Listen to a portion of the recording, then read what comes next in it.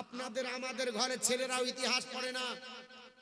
যদি ব্যাকগ্রাউন্ড দেখা যায়, এই মসজিদটার ব্যাকগ্রাউন্ড একটু বলি দিই। যখন আসলো কথাটা, এই মসজিদ আল্লাহর মহান ওলি জিন্দা পীর, তার আপনার বলা হয়েছে কারণে যিনি ভিত স্থাপন করেছিলেন, যাকে বলা হয় মন্দির ভেঙে তৈরি করেছে মসজিদ। একটু ভাবতে অবাক লাগে, যে লোকটা কোষাগার থেকে কোনোদিন বেতন নিয়ে সংসার চালাননি, সারা জিন্দেগি তিনি আপনার বলা হচ্ছে টুপি সেলাই করে যা আপনার বাজারে বিক্রি করে পয়সা পেতেন তাই দিয়ে সংসার চালাতেন। যার জীবনীতে আপনার আলগা করলে দেখা যায় 55 বছর ধরে কন্টিনিউ যিনি আপনার রাজত্ব করেছেন। এত বড় রাজত্ব করা একটা কোন আপনার প্রধানমন্ত্রীর লাইফে দেখাতে হবে। 10 বছর রাজত্ব করে তার বাপ শুদ্ধে দিয়ে যায়। 55 বছর রাজত্ব করলে ওই লোকটাকে সৎ হওয়া দরকার হবে, না হলে 10 বছর পর স্লোগান দিয়ে তাকে লাত দিয়ে নামিয়ে দেবে চেয়ার থেকে। 55 বছর ধরে ভারতবর্ষের আপনার ঐতিহ্যবাহী দিল্লির সরজমিনে মসনদে বসে গোটা বিশ্বটাকে তিনি আপনার পরিচালনা করেছে। এই গোটা ভারতকে পরিচালনা করেছেন বাদশাহ আওরঙ্গজেব আলাইহির রহমাতুর রিদওয়ান। কিন্তু যে মসজিদ আপনার মন্দির ভেঙে মন্দির তৈরি করার কথা বলা হয়, তাদের জানার দরকার ছিল এই বাদশাহ দিল্লির জামে মসজিদের ইমাম ছিলেন। এত বড় বাদশাহ প্রত্যেক দিন জুম্মার দিনে তিনি আপনার খুতবা দিয়ে নামাজ পড়াতেন। তিনি যদি আপনার বেঈমান হতেন তা আপনার আমার মতো নেতার মতো জুম্মার দিন কাজা করে বিচারে বসে থাকতেন, ঠিক না বেঠিক? আল্লাহর নবী বলেছেন ইমামুল আদিল জাসলোরার যিনি হবেন, ন্যায়পরায়ণ দেশের নেতা হবে, তার জায়গাটা আরশের নিচে হবে। বাদশাহ আওরঙ্গজেব আলাইহির রহমাতুর রিদওয়ান প্রতি জুম্মায় তিনি দিল্লির জামে মসজিদে ভাষণ দিতেন। দিল্লিতে যাবেন, যিনি দিল্লির জামে মসজিদ দেখেছেন, আল্লাহ এই মসজিদের গোটা আপনার চারিপাশকে বাজার করে দিয়েছে। 24 ঘন্টায় বাজার লেগে থাকে। দিল্লির জামে মসজিদ দেখলে আপনার কলিজা ঠান্ডা হয়ে যাবে।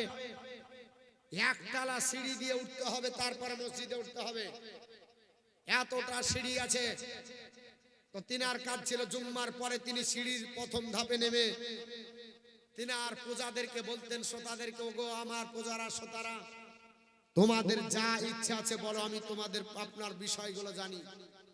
একদিন পর তিনি বিচারের আপনার বলা হচ্ছে ই করতেন, আপনার ব্যবস্থাপনা করতেন। ঘটনাটা আপনার বলা হচ্ছে বাংলা সাহিত্যের জগতে আপনার বলা হচ্ছে ভারতবর্ষে মুসলমানদের অবদান কি, এই কিতাবটা পড়বেন তাইলে বুঝতে পারবেন। সেই বাদশাহ আওরঙ্গজেব আলাইহির রহমাতুর রিদওয়ান তিনি যে আপনার মন্দির ভেঙে মসজিদ করেছিলেন তা না, তোমাদেরই ঘরের লোক মন্দির আপনি মসজিদ তৈরি করে দিয়েছে। লোকটার নাম হলো ব্রাহ্মণ রামলাল। কি নাম বললাম? ব্রাহ্মণ রামলাল। ওর মেয়ে ছিল একটা 14 বছরের ফুটফুটে চশমার মতো। মেয়েটার নাম ছিল শকুন্তলা। মেয়েটা দেখতে খুব সুন্দরী ছিল। ব্রাহ্মণ গরিব ছিল।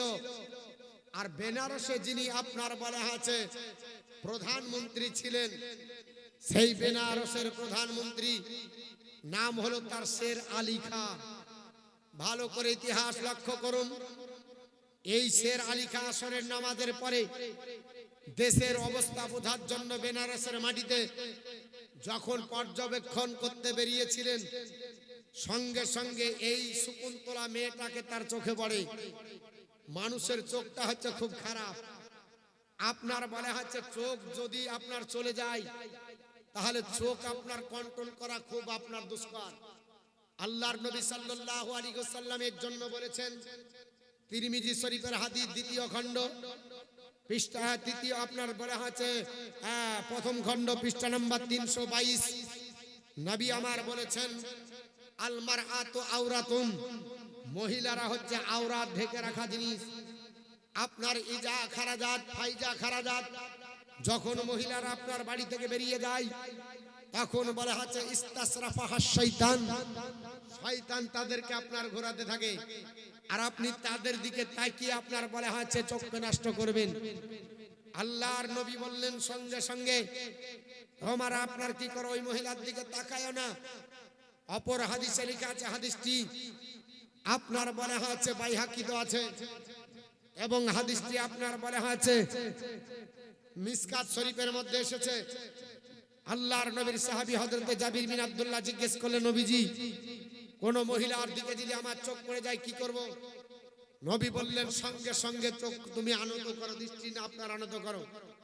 আল্লাহর কোরআন বলেছে, পবিত্র কোরআন সূরা আপনার নূর আপনার বলা হয়েছে পবিত্র কোরআন 18 পারা সূরা নূরের মধ্যে 30 নম্বর আয়াত, কুল্লিল মুমিনিনা ইয়াগুদ্দু মিন আবসারিহিম, হে নবী আপনি মুমিন বান্দাদের বলেন তারা যেন দৃষ্টি আনত করে, নিচু সোজা মাথা করে চলে।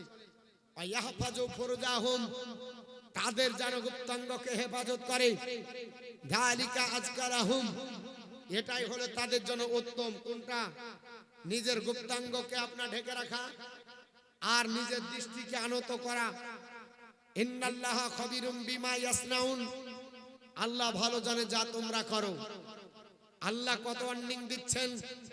তো বলা হলো ওই মেয়েটাকে দেখতে পাওয়ার কারণে সঙ্গে সঙ্গে শের আলী খার মনের মধ্যে একটা খারাপ চিন্তা হলো, আমি যেহেতু প্রধানমন্ত্রী অতএব তাকে আপনার বিয়ে করে নিয়ে আমার নিজের দাম্পত্য জীবন সুখের বানাবো। মেয়েটাকে ডাকলো, বলে শোনো তোমার বাপের নাম কি? বলে ব্রাহ্মণ রামলাল। তোমার নাম? বলে শকুন্তলা।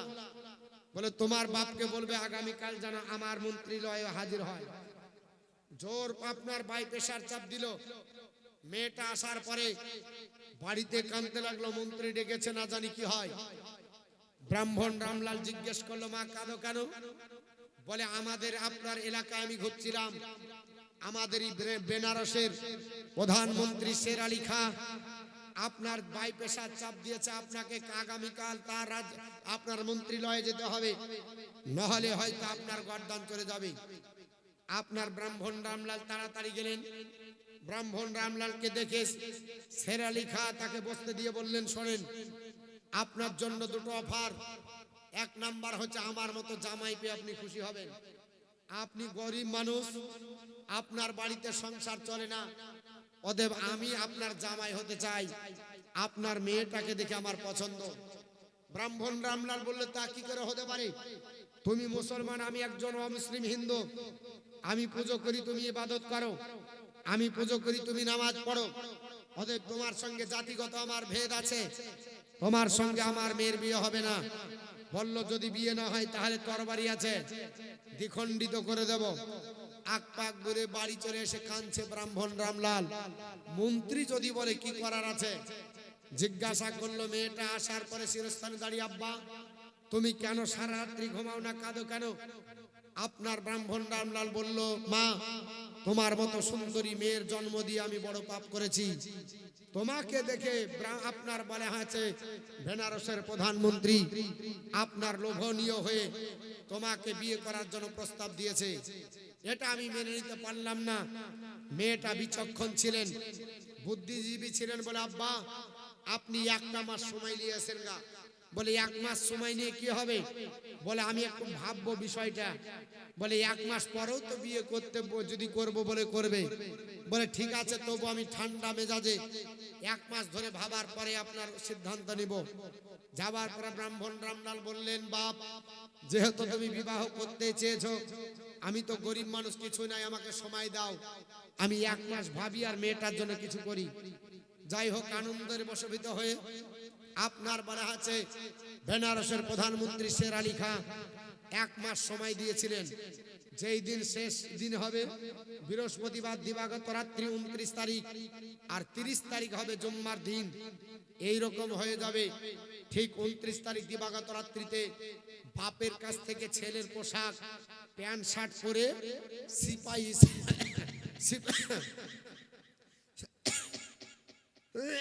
সিপাহী যেমন হয়, একজন পুলিশের ড্রেস পরে মাথায় হেডকোট লাগিয়ে ঘোড়ার উপর আরোহণ করে রাতারাতি চলে গেলেন দিল্লির সরজমিনে। বেনারস থেকে দিল্লিতে যে এই আপনার বলা হয়েছে শকুন্তলা জুম্মার দিন আপনার বলা হচ্ছে 12টার 12:30 1টার পরে জুম্মা সমাপ্ত হলো। বাদশার কাছে হাজির, বললেন বাদশা আসসালামু আলাইকুম। সালাম দিতে যাবেন, আল্লাহর মহান ওলি, বুঝতে পারছেন এই তো মহিলা কিন্তু সেজেছে আপনার পুরুষ। আল্লাহর আপনার ওলি বললেন তুমি দূরে থাকো। ওয়ালাইকুম আসসালাম বলতে গেলে তোমাকে আগে ভাবতে হবে তুমি আগে মুসলমান কিনা, তুমি তো মুসলমান না। সঙ্গে সঙ্গে বললেন আপনি বুঝলেন কি করে আমি একজন পোশাক পরিধান করা পুরুষ, আপনি চিনতে পারছেন না? উনি বললেন শোনো, তুমি পোশাক পরে পুরুষ সাজলে পুরুষ হওয়া যায় না, পুরুষ যাকে আল্লাহ বানিয়েছে সেই হবে। সঙ্গে সঙ্গে অবাক চিত্তে শকুন্তলা মাথার হেডকোট করে বললেন তাহলে আমাকে বিচার করে দিতে হবে। বলে বলো মা তোমার কি বিচার? বলে আপনারা মুসলমান কেমন আপনার ধর্ম পালন করেন? পৃথিবীর জমিনে কোন ধর্মে কি লেখা আছে যে অন্য ধর্মের মানুষকে জোরপূর্বক আপনার বিবাহ করা যায়? বলে না। জোরপূর্বক ধর্মান্তরিত করা যায়? বলে না। জোরপূর্বক কিছু করা যায়? বলে না। তাহলে আপনাদের ধর্মাবলম্বী আমাদের বেনারসের মাটিতে আপনার প্রধানমন্ত্রী কেন আমার উপর বাই পেশাব দিয়ে সে কেন আমাকে স্ত্রী বানাবে? এটা কি আপনাদের অনৈতিক নাই? আর এটা কি ধর্মের বিরুদ্ধে আপনার বলা হয়েছে আপনারা করছেন না? আল্লাহর মহান ওলি জিন্দা পীর ওলিয়ে কামিল বাদশা আওরঙ্গজেব আলাইহির রহমাতুর রিদওয়ান বলেছিলেন মা আমি তোমাকে আপনার বলা হয়েছে নিরাপত্তা দেওয়ার দায়িত্ব নিচ্ছি, তুমি আমাকে একটু সুযোগ দাও, আজকের দিনে আমার বাড়িতে চলো। আপনার বলা হয়েছে তিনি বাড়িতে নিয়ে যাওয়ার পরে মেয়েটাকে সুন্দরভাবে আপনার বললেন বাথরুমে যাও, গোসল করো, তুমি নিজের পোশাক আপনার ছাড়ো, ছাড়ার পরে তুমি সুস্থ হয়ে মাথা মস্তিষ্ক ঠিক করে আমার কাছে দাঁড়াও, তোমাকে দুটি খাইয়ে দিই। অনেক দিন ধরে দুশ্চিন্তায় ভুগছো, খাবার নাই, নিজের হাতে আপনার খাবার পরিবেশন করে দিয়ে বাদশা আওরঙ্গজেব আলাইহির রহমাতুর রিদওয়ান মাত্র 24 ঘন্টার ব্যবধানে যতবার মা বলেছিলেন এই মেয়েটা বলছে আমার আব্বা 14 বছরে এতবার মা বলেনি। জোরে বলুন সুবহানাল্লাহ। আমাকে সব সময় মা বলে সম্বোধন করে বলল মা তোমাকে বিবাহ করতে চেয়েছে। বলে আগামী আপনার কালকে হলে? বলে বলে হ্যাঁ। বলে তুমি চলে যাও, নির্দিষ্ট টাইমে তুমি কিন্তু উপস্থিত হবে, সেইখানে আমি এই অধমকে আপনার দেখতে পাবে। আল্লাহর আপনার বলে আছে মহান ওলি জিন্দা পীর ওলিয়ে কামিল বাদশা আওরঙ্গজেব আলাইহির রহমাতুর রিদওয়ান তিনি বাদশাহী পোশাক পরিধান আপনার ত্যাগ করলেন। আপনার ফকিরি পোশাক পরিধান করার পরে আপনার ভিক্ষার আপনার ঝুলি আপনার ঝুলিয়ে নিলেন, আর ডান হাতে একখানা থাল নিয়ে আপনার বেনারসের মাটিতে হাজির হয়ে গেলেন। বাদশা আপনার বলে আছে ভিক্ষার আপনার বলে আছে ছদ্মবেশ সেজে যেই দিন আপনার বলে আছে হাজির হয়েছিলেন, ওই বাদশা আপনার বলে আছে বেনারসের আপনার বলে আছে শের আলী খান দরবারে বলেছিলেন শের আলী খান আপনার দরবারে এসেছি আমি ভিক্ষুক, আমাকে ভিক্ষা দাও। সে বলেছিল আমার এখন ডিস্টার্ব হবে, আমি বিবাহ করব, বিয়ের পিঁড়িতে বসবো। বলে না, আমাকে ভিক্ষা দিয়ে বিয়ে করো। সেই দিন যখন আপনার ভিক্ষা দিতে এসেছিলেন অন্য লোক, আল্লাহর মহান ওলি বলেছিলেন না আমি তার কাছে নেব না, আমি এখানকার প্রধানমন্ত্রীর কাছে নেব। যখন প্রধানমন্ত্রী আপনার শের আলী খান ভিক্ষা দিতে এসেছিল সঙ্গে সঙ্গে থাল খসিয়ে গাপ করে হাত ধরে নিজের আপনার বলা হয়েছে বোরখা খসিয়ে নেকাবটা খসিয়ে বলেছিলেন হারামজাদা এটা তোকে শিক্ষা দেওয়া হয়েছিল, ইসলাম এটা বলেনি। তরবারি নিয়ে আপনার উলঙ্গ তরবারি নিয়ে শের আলী খানকে মেয়েটার সামনে আর ব্রাহ্মণ রামলালের সামনে দুখণ্ডিত করে গোটা বিশ্বকে জানিয়ে দিয়েছিল যারা আপনার মানুষের উপর জুলুম করে অত্যাচার করে এদের শাস্তি এটাই হয়। সেই দিন আপনার ব্রাহ্মণ রামলাল খুশি হয়ে আল্লাহর মহান ওলিকে নিজের বাড়িতে নিয়ে যাওয়ার পরে আপনার বলা হচ্ছে পানি পান করিয়েছিলেন। আল্লাহর মহান ওলি বলেছিলেন আল্লাহ যতক্ষণ ন্যায্য বিচার করতে না পারবো এক গ্লাস পানিও পান করব না। সেই দিন ব্রাহ্মণ রামলালের বাড়িতে পানি পান করেছিলেন। আর টাইমটা হয়ে গেছিল আসরের সময়, ওইখানে বললেন ব্রাহ্মণ রামলাল আমি হলাম মুসলমান, আমি নামাজ কাজা করি না, 34 বছর ধরে জীবনে আমার তাহাজ্জুদ কাজা নাই। জোরে বলুন সুবহানাল্লাহ। আল্লাহর মহান ওলি বললেন আমার নামাজ পড়তে দিতে হবে। সেই জায়গাতে দাঁড়িয়ে তিনি আপনার বলা হচ্ছে নামাজ পড়ে নিলেন। সেই জায়গাতে নামাজ পড়ে আসরে নামাজ পড়ে আসলেন।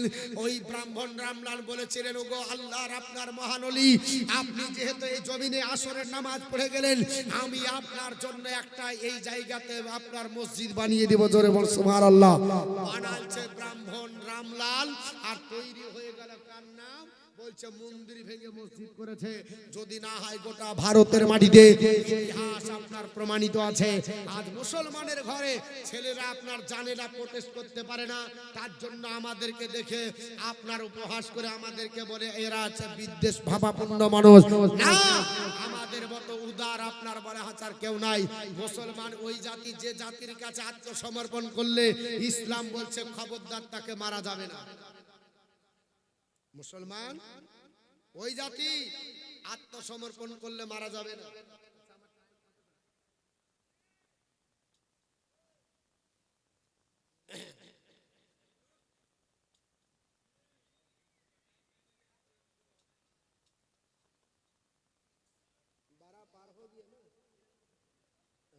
ঠিক আছে, তো দেখেন। আচ্ছা, দরুদ শরীফ পড়েন, আমি আপনাদেরকে কাছে চালিয়ে যাই। হ্যাঁ, আজকের যে বিষয়টা সেটার উপরই আপনার আলোচনা হবে, কারণ আমি জানি আপনাদের দিকে জীবনে জীবনে পছন্দ করেন, কিন্তু এখন আর কিসসা কাহিনী বলে আর লাভ হবে না। আপনাকে প্রতিবাদী বক্তব্য রাখতে হবে, প্রতিবাদ করতে হবে। আজ এর জন্য আপনার কিসসা কাহিনীতে পার হয়ে যাচ্ছে। আসলে মুসলমানদের যেটা দরকার সেটা আমরা দিতে পাচ্ছি না, এটা আমাদের দুর্ভাগ্য। এর জন্য বাপ এই কথাটা বলছি, খারাপ লাগছে আপনাদের, কিন্তু সব খাবার সবার হজম হবে না। সব খাবার সবার হজম হবে না, অভ্যাসের ব্যাপার আছে। পেটের যদি দোষ থাকে আর আলু চালের রুটি দিলে হবে, পাতলা পায়খানা হবে। তো এরকম আছে, বক্তব্য শোনার কালচার লাগে। যে এলাকায় যে কালচার হয়েছে ওটা হলে ভালো লাগবে। আমার বক্তব্য সব এলাকায় ভালো লাগে না, সবাই ভালোবাসে না। আমি যুবক ছেলেদেরকে বলি, যুবক তোমরা এগিয়ে আসো, তোমাদের দরকার আছে। কারণ যুবকের আপনার বলা হচ্ছে এই সমস্ত বক্তৃতাকে শুনে তারা স্টাডি করবে, পড়বে, তারা সত্যটাকে তুলে ধরবে মানুষের কাছে। একবার দরুদ শরীফ পড়েন, আল্লাহুম্মা সাল্লি আলা সাইয়্যিদিনা মাওলানা মুহাম্মাদ ওয়া আলা আলি সাইয়্যিদিনা মাওলানা মুহাম্মদ সাল্লাল্লাহু তাআলা আলাইহি ওয়াসাল্লাম। যেটা বলছিলাম বাপ, যে ইসলাম এমন একটা ধর্ম যে ইসলাম ধর্মের ভিতরে কোনো গুজামিন নাই, যাকে পরাস্ত করার মতো কোনো ধর্ম নাই। আমরা সেই ধর্মাবলম্বী, আমরা মার্দে মুজাহিদ। তবে এই জালসা উপলক্ষে আজ কালেকশন হবে না, তবু একটু সামথিং আপনাদের কাছে আমাকে ইঙ্গিত দিয়েছে। 5টা ব্যক্তির কাছে মাত্র 1000 টাকা করে নেব। আছে আছে কোন আল্লাহর বান্দা 1000 টাকা করে দিতে পারবেন? কোন আল্লাহর বান্দি দিতে পারবেন? আমি আপনাদের কাছে 1000